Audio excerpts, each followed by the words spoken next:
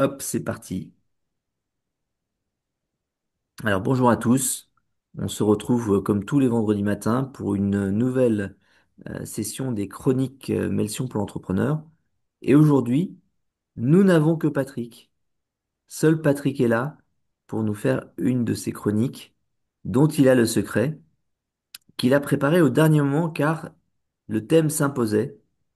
Patrick, de quoi vas-tu nous parler? Il y a évidemment de procrastination. Et vous savez que c'est important d'expérimenter, n'est-ce pas? Et donc, j'ai expérimenté la procrastination et j'ai préparé, bien sûr, cette chronique au dernier moment. Alors, de quoi est-ce qu'on va parler ce matin? Je ne suis pas sûr que vous voyez mon écran. Je vois très bien. Parfait. On va d'abord prendre conscience que la procrastination n'est pas une maladie. Et ensuite, on se posera donc les questions, mais donc si c'est pas une maladie, qu'est-ce que c'est? Est-ce que ça aurait une cause légitime, une raison d'être? Est-ce que c'est utile? Et vous verrez que c'est une réponse, une question qui amène des réponses surprenantes. Et puis comment s'améliorer? Donc, on commence par le fait que c'est pas récent. Sénèque, donc, dans l'Antiquité, nous dit, en suivant le chemin qui s'appelle plus tard, nous arrivons sur la place qui s'appelle jamais. C'est quand même pas très positif. On voit bien que Sénèque considère que remettre à demain ce qui doit être fait aujourd'hui n'est pas une bonne façon de faire. Et c'est un thème récurrent. On trouvera beaucoup de penseurs qui le disent. On trouvera aussi des gens qui pensent l'inverse, comme Oscar Wilde qui dit: Je ne remets jamais au lendemain ce que je peux faire le surlendemain. Là, on est dans l'apologie de la procrastination, voire même la procrastination au carré. Et donc, si on s'intéresse un peu à ce terme, qu'est-ce que c'est? Eh ben, on le sait un peu tous, c'est la tendance à remettre à plus tard des actions qui pourraient être faites immédiatement. Je pourrais m'en occuper maintenant, mais ben, je le ferai plus tard. Euh, Ça a bien sûr des conséquences négatives, hein, si ces tâches sont faites avec du retard, et parfois si quelqu'un d'autre attend le résultat de votre tâche pour pouvoir euh, lui-même faire la sienne. Donc c'est parfois quelque chose qui a des conséquences négatives. Ça provoque chez certains de l'anxiété et de la culpabilité. Donc des émotions négatives, sont-elles vraiment nécessaires? Et puis il y a des études qui tendent à montrer son caractère génétique, c'est-à-dire transmissible. Alors là, je vois déjà tous les procrastinateurs parmi nous qui se, qui se disent: Ah ben formidable, j'y suis pour rien, c'est dans mes gènes, je suis comme ça, et donc je ne peux rien faire. Alors, posons-nous cette question un peu plus tard. J'aimerais vous présenter Barbara Oakley. Barbara Oakley, c'est une chercheuse américaine qui est extrêmement célèbre pour avoir fait un cours en ligne qui s'appelle Learning How to Learn, apprendre à apprendre. Je vous le conseille, on le conseille à tout le monde. Il y a déjà plus de 4 millions de personnes, a priori, qui ont déjà fait le cours de Barbara Oakley. Et qu'est-ce qu'elle nous dit, Barbara Oakley, dans son approche? Elle nous dit, en gros, il y a une cause légitime à la procrastination. C'est notre cerveau qui cherche à éviter la douleur, qui cherche à nous éviter de ressentir de la douleur. Alors, pourquoi? Bah, c'est un petit peu comme s'il essayait de nous empêcher de mettre la main sur la plaque de cuisson chaude. Vous voyez? Soit parce que il a déjà été témoin de soi, soit parce qu'il sait qu'on l'a déjà fait et que c'est très douloureux. Donc, le cerveau essaye de nous donner 50 autres solutions plutôt que d'aller faire la tâche qui, selon lui, générerait de la douleur. Et du coup, c'est un mécanisme imparfait hein, qui vient de nos expériences personnelles ou des expériences dont on a été témoin. Et donc, évidemment, en tant que tel, c'est relativement peu fiable. Alors, pas sur la question de la plaque brûlante de cuisson, bien sûr, ça, on sait bien qu'il ne faut pas mettre la main dessus, mais disons que lorsqu'on est en des tâches plus intellectuelles, la notion de la douleur devient quelque chose de discutable. Et puis, surtout, ce qui est drôle, c'est que depuis que les neurosciences font des progrès de géants, on a commencé à observer ce phénomène et à le quantifier. Et donc, je ne vais pas m'étendre, mais je vous emmènerai volontiers lire, si ça vous passionne, ce papier publié par des équipes françaises dans Natures et qui montre combien la procrastination, en fait, est comme un processus de programmation. C'est-à-dire, le cerveau a programmé l'analyse de la douleur et le fait que pour lui, la récompense serait la même si la tâche était faite dans le futur. Et donc, il enlève une douleur et il ne tient pas compte du fait qu'il y a peut-être des conséquences négatives à ne pas faire la tâche immédiatement. Et donc, toujours intéressant, c'est publié en 2021, donc relativement récent. Et puis, il y a des gens qui pensent que finalement, la procrastination, c'est utile. Et donc, Henri de Monterland nous dit, il faut toujours tout remettre au lendemain, les trois quarts des choses s'arrangent d'elles-mêmes. Alors, j'entends déjà les productivistes parmi nous pousser des cris d'orfraie, mais je les emmène lire le petit livre d'Emmanuel Villain, qui s'appelle Petit éloge de la procrastination, publié en 2024. Alors, qu'est-ce qu'il nous dit, Emmanuel Villain? Ben, il nous dit simplement que elle est utile, cette procrastination, peut-être dans certains cas, hein, mais lui, il est de l'avis que la procrastination, c'est un espace de liberté, et c'est très loin de l'idée de défaillance. Il dit, c'est pas de la paresse, c'est une forme légitime de gestion du temps. Il nous dit c'est un rejet de la pression constante à être productif et performant. Et je sais que vous serez nombreux à être d'accord avec cette phrase. C'est un moyen d'introspection, de recul, de recherche de sens. Et puis, il fait bien sûr référence aux philosophies orientales, tellement pratiques quand on a besoin d'aller contre, contre une idée dominante. L'inaction peut être plus créative que l'action précipitée. Bon, tout ça ne nous laisse pas beaucoup de solutions, n'est-ce pas?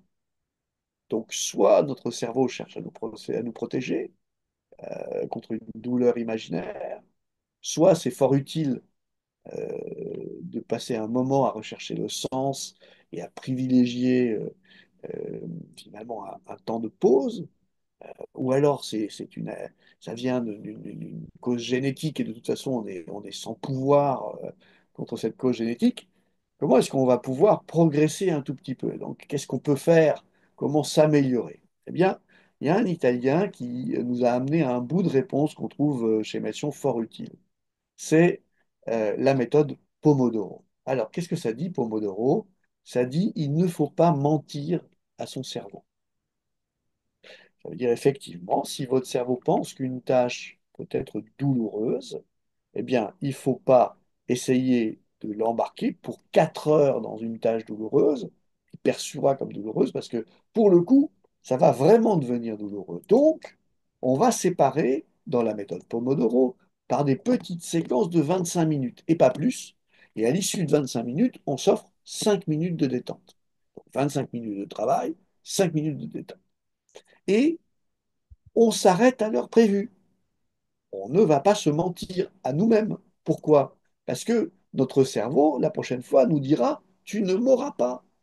Tes 25 minutes de comptabilité, de gestion de ta note de frais ou bien de classement de tous les papiers sur ton bureau, tu m'avais convaincu que ça s'arrêterait au bout de 25 minutes. J'ai joué le jeu. En fait, tu as trouvé que c'était pas mal, tu étais dans le flow, tu en as fait pour plus d'une heure. La prochaine fois, mon gars, tu ne démarreras pas. Je t'empêcherai de démarrer puisque tu m'as menti. Et donc, euh, quand on utilise Pomodoro, on crée un entraînement qui rend la prochaine occasion plus simple, non douloureuse. Et donc, du coup, la méthode Pomodoro probablement une bonne idée à essayer, en tout cas pour vous, pour voir si ça marche avec vous, pour vous dire quand même ce que je dois faire, et que j'ai envie de remettre à plus tard, est-ce que je ne peux pas en faire juste 25 minutes? Et 25 minutes, à la limite, on va se dire, bah, c'est pas grand-chose, on peut le faire. Je vous rappelle le cycle de la méthode Pomodoro, hein. Donc on fait une liste de tâches qu'on classe par ordre d'importance. On met un minuteur sur 25 minutes. Pomodoro, ça vient de ces petits minuteurs qu'on trouve aux États-Unis et qui sont en forme de tomates. Pomodoro, tomate en italien, l'auteur de la méthode est italien. Ça y est, vous avez compris d'où ça vient, hein. On règle le minuteur sur 25 minutes. On travaille sur la tâche pendant la durée. On fait une pause, d'accord? Et puis, si on est vraiment un staccanoviste et qu'on a empilé quatre cycles Pomodoro, on fait une vraie tâche plus longue de 15 à 30 minutes. Tout ça est conforme à ce qu'on on sait dans les neurosciences. Notre cerveau a besoin, à un moment ou à un autre, d'arrêter de se concentrer. On a fait des chroniques déjà sur cette capacité à ne pas rester concentré très longtemps. En conclusion, la procrastination est décrite depuis au moins l'Antiquité. Ça veut dire qu'effectivement, il y a chez chacun une tendance à ne pas forcément faire l'ensemble de ses tâches au moment où elles devraient être faites. C'est votre cerveau, probablement, qui cherche à vous protéger. Il faut que vous arriviez à discerner quand procrastiner vous est utile. Autrement dit, bien sûr qu'il faut des moments pour être créatif, bien sûr il faut des moments pour pouvoir rechercher un peu par l'intuition ce qu'on n'arrive pas à trouver par la raison. Et pour ça, il ne faut pas être en train de faire une tâche, il faut se donner du temps à soi-même. Mais il faut savoir choisir qu'est-ce qu'on va faire et à quel moment. Et si c'est juste qu'on cherche à éviter la douleur, il ne faut pas se dire que c'est parce que j'ai besoin d'être créatif que je ne fais pas les choses que j'ai besoin de faire. Et puis, bien sûr, vous pouvez améliorer votre productivité avec la méthode Pomodoro. Et si on se résume, vous avez Barbara Oakley, et puis vous avez Emmanuel Villain, et puis vous avez Pomodoro, qui vont vous aider à approfondir le côté rapide de cette chronique. Et vous nous direz dans quelques temps si ça vous a aidé pour votre procrastination. Merci Patrick. Alors nous avons là donc une chronique solide qui est un thème en fait un peu récurrent puisqu'on l'a déjà traité il y a 5 ans. Donc hier. Exactement. Alors, 4, mais à l'époque d'Internet, c'est comme si c'était il y a 100 ans. Et tu avais Ah, parlé, effectivement, c'était à en l'époque 2020 déjà. Patrick. C'était en 2020. Alors, moi, celle que j'ai trouvée, c'est celle de 21. Pour ça que Ah je d'accord. dis 4 ans. Ah pardon, alors peut-être. Tu m'avais dit que c'était la chronique numéro 5, donc j'ai estimé que c'était en 2020, mais Yes. Et c'est effectivement mentionné comme chronique numéro 5. ah ouais. Je ne peux pas expliquer Ah, cette incompréhension. on est dans une 4 ou étude 5 de ans, l'histoire, on est dans une exégèse de la pensée de Melchion, tu vois, ça commence à être un peu technique. un peu technique. Pascal. Ben, une remarque si c'est possible, par rapport à la matrice d'Eisenhower, c'est-à-dire ce qui est important et ce qui est important, ce qui est urgent. C'est-à-dire qu'on voit clairement que ce qui n'est ni important ni urgent peut faire l'objet de procrastination. Euh, En fait, c'est une très bonne remarque. Si je ne sais pas, à vrai dire. Je me dis, ce qui serait grave, c'est que quelqu'un procrastine sur ce qui est important et urgent. Tu vois, c'est à quel moment on considère que la procrastination devient quelque chose sur lequel on veut travailler.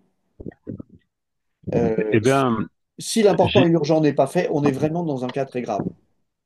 mais oui et non, parce que c'est un peu aussi un temps de réflexion.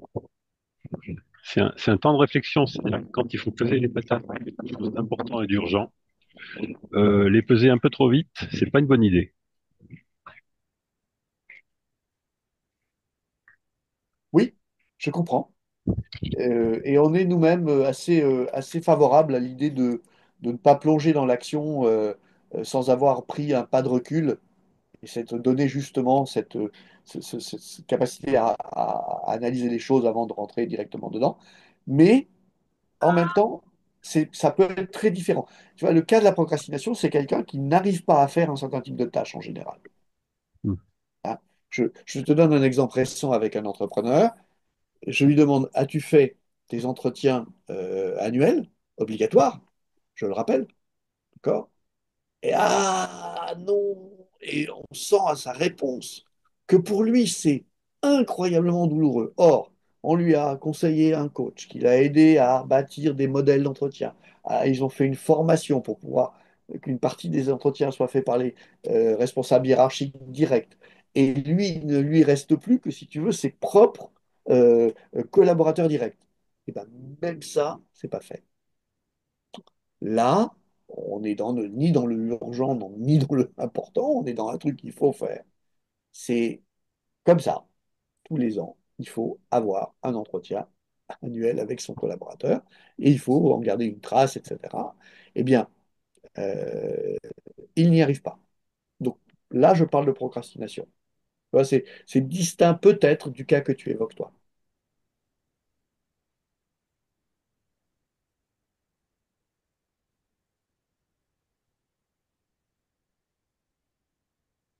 Plus ou moins, plus ou moins. Alors là, par rapport au cas que tu as cité, qui est super intéressant, euh, bon, on arrive clairement à des éléments personnels en fait, qui vont bloquer l'action. Mais quand la décision prend du temps, c'est que l'univers peut être complexe. On en a parlé ça récemment. Donc, du coup, non seulement l'univers est complexe, mais le futur est assez imprévisible. Et par rapport à l'exemple que tu as pris, faire une évaluation des collaborateurs, ça va peut-être avoir dans son esprit des conséquences par rapport à leur emploi ou pas. Je crois que Donc, c'est juste la tâche qui est trop douloureuse. c'est Franchement, possible. quand il s'y met, il y passe un après-midi, il a fait ses 4 entretiens annuels et c'est fait, il n'y a plus y penser plus Et surtout si c'est jusqu'à l'année préparé par... prochaine. Pourquoi ça prend 6 mois? Je ne sais pas. Objectivement, je ne sais pas. Voilà. Mais tu as raison, hein, il y a de la complexité dans ce sujet et surtout, il y a de la culpabilité. On va se sentir coupable et donc ces pensées négatives sont vraiment pas utiles. Alors Christophe, un autre exemple, tu as vu peut-être des entrepreneurs. Écoute, le, je pense que l'ensemble du sujet est essentiel parce que on se sent mal quand on fait de la procrastination. Et du coup, ça impacte sur notre perception de nous-mêmes et sur notre euh, capacité en fait à évoluer. Enfin, c'est terrible en fait de se dire que finalement on est on manque de volonté. On est, euh, on est un pauvre objet ballotté par par nos envies et nos peurs, etc. Donc, comprendre que finalement cette procrastination est quelque chose de tout à fait normal, quel que soit finalement l'usage et l'utilité de cette normalité. C'est déjà en fait une grosse On libération n'en pour la parle. plupart des entrepreneurs. J'avoue que quand je suis tombé sur la citation de Sénèque, et il y en a une autre d'un autre philosophe grec, je me suis dit, c'est extraordinaire, parce que les Grecs, c'est ce qu'on a de plus récent, nous, en culture européenne, mais en réalité, il doit y avoir des cultures ailleurs, des cultures en Asie ou dans le monde arabe qui doivent exactement raconter la même chose. Si c'est de nature humaine, on a ça et on a tous vécu ce sentiment négatif. Ah, j'aurais dû aller semer hier avant qu'il pleuve ou je ne sais pas. Et en fait, je ne l'ai pas fait. Donc, Et je savais que je devais le donc je faire. m'en veux. Alors voilà, Et et je je m'en m'étais veux. dit que j'allais le faire. Eh oui, Je m'étais promis. eh oui, j'avais fait une J'avais même promesse à promis aux moi-même. autres. Ouais. Donc, toute chose intéressante que les entrepreneurs peuvent ressentir et qui ne sont pas nécessaires, pas utiles. En tout Pas utile. cas, Oui, pas savoir utile. que ça existe. Hmm. Ouais.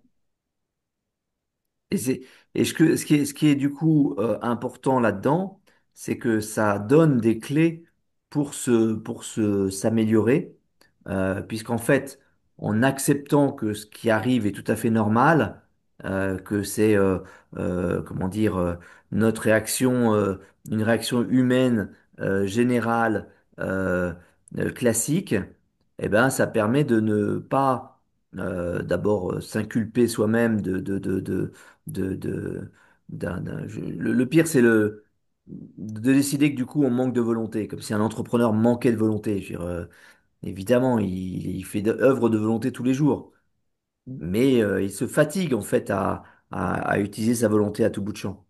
Donc, réussir à reprendre le contrôle sur ces petits éléments qui nous paraissent être hors de contrôle, c'est incroyable pour réussir après à gagner plus de contrôle encore, pour comprendre qu'on peut s'améliorer beaucoup plus que ce qu'on pensait. Et ça fait partie des grands accélérateurs de notre changement et de notre amélioration continue. Ouais. OK. Eh bien, merci à tous pour cette chronique de ce 18 avril 2025. Plaisir de vous retrouver dans les prochaines semaines et bien sûr sur la chaîne YouTube pour partager ces moments qui, nous l'espérons, vous accompagnent dans votre vie d'entrepreneur. À vendredi prochain, 10h30 comme tous les vendredis pour des nouvelles chroniques Melsion pour les entrepreneurs. Merci et bon week-end.